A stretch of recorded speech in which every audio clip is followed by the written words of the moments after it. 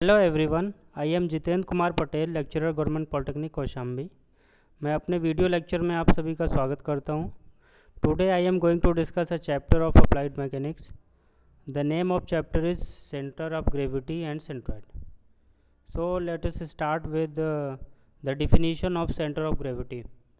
Center of gravity is a single point about which the entire weight of a body acts.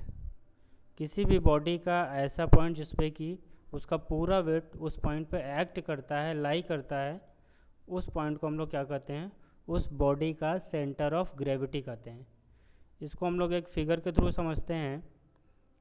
एक figure है जो कि इस बहुत सारे पार्टिकल से मिलके बना है।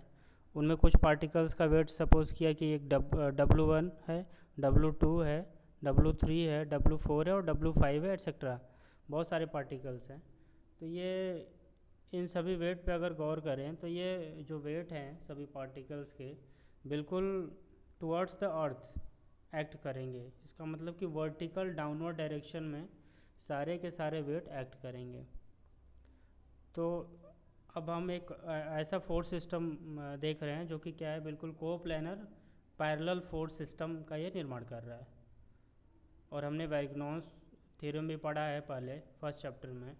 उसके अकॉर्डिंग क्या है कि इन सभी पैरेलल फोर्सेस के को हम लोग एक सिंगल फोर्स के थ्रू हम लोग रिप्रेजेंट कर सकते हैं। That single force is the resultant force या रिजल्टेंट वेट।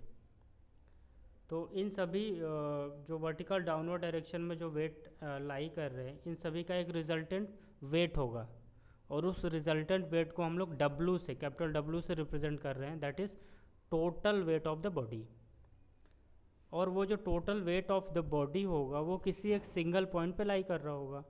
वो सपोज किया कि ये जो है इस सिंगल पॉइंट पे लाई कर रहा है। उसी सिंगल पॉइंट को हम लोग बोलेंगे centre of gravity of that body.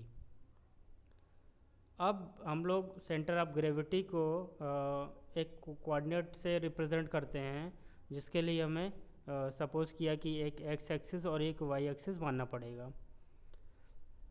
तो इस सेंटर ऑफ ग्रेविटी का जो डिस्टेंस है जो वाई एक्सिस से होगा, ये जो डिस्टेंस है सेंटर ऑफ ग्रेविटी का जो पॉइंट है वहाँ से जो डिस्टेंस है वाई एक्सिस से जो डिस्टेंस है दैट इज़ एक्स बार।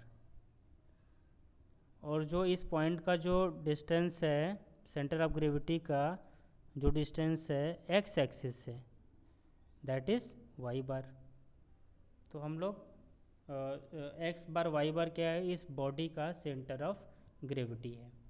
अब कुछ और पॉइंट देख लेते हैं। It is denoted by C G, the word C G will remain same irrespective of the position और ओरिएंटेशन ऑफ द बॉडी।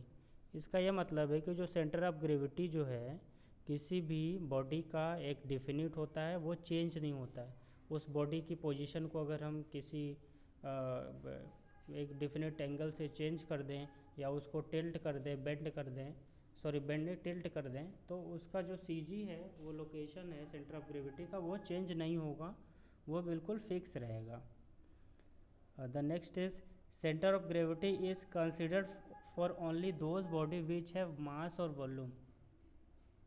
अभी हम बॉडी के वेट की बात कर रहे थे।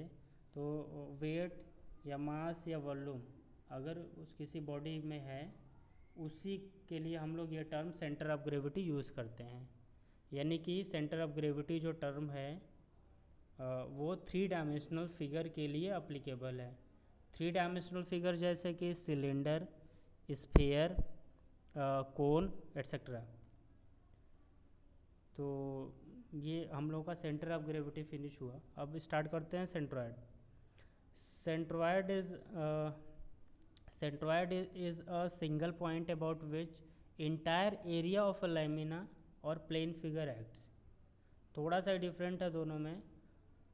इसमें क्या है कि एक प्लेन फिगर के लिए, प्लेन फिगर में क्या होगा, केवल एरिया होगा, कोई मास या कोई वॉल्यूम नहीं होगा। तो जो प्लेन फिगर का जो टोटल एरिया है वो किसी एक पॉइंट पे हम लोग सपोज कर सकते हैं कि एक पॉइंट पे, इस पॉइंट पे लाई कर रहा है। तो वो जो सिंगल पॉइंट है जिसपे कि टोटल लैमिना का या फिगर का जो एरिया लाई कर रहा है उस पॉइंट को हम लोग बोलेंगे centroid. Centroid will remain same irrespective of position of the body. बिल्कुल उसी तरह है कि ये भी बॉडी के पोजीशन को चेंज कर दें, घुमा दें, तो भी इसका सेंट्रॉयड का जो पॉइंट है वो बिल्कुल फिक्स रहेगा, चेंज नहीं होगा।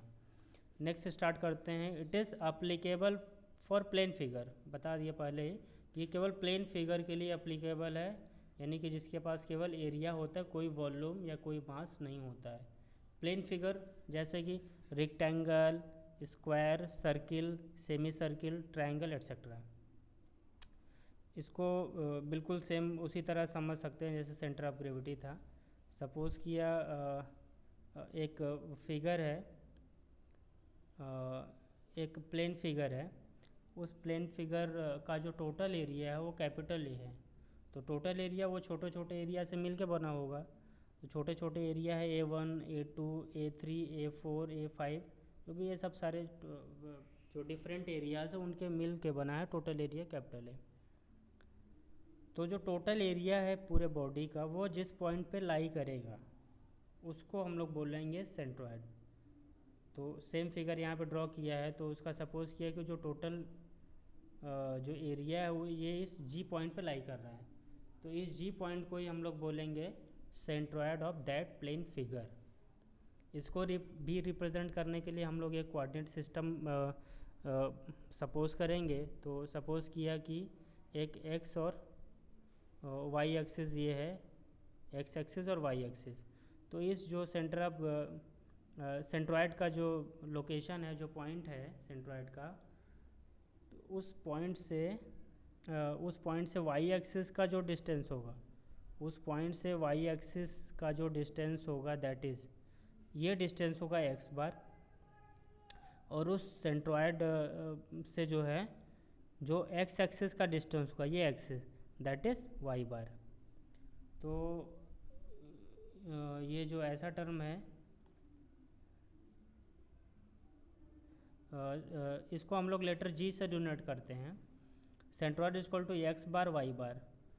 X bar is distance from Y axis and Y bar is distance from X axis. यहाँ पे एक चीज़ नोट करेंगे, every body has only one CG। किसी भी बॉडी का जो सेंटर ऑफ ग्रेविटी है वो केवल एक ही होता है, एक से ज़्यादा नहीं होता है। अब हम स्टार्ट करेंगे methods of finding centre of gravity और सेंट्रॉयड। तो इसके 3 मेथड हैं।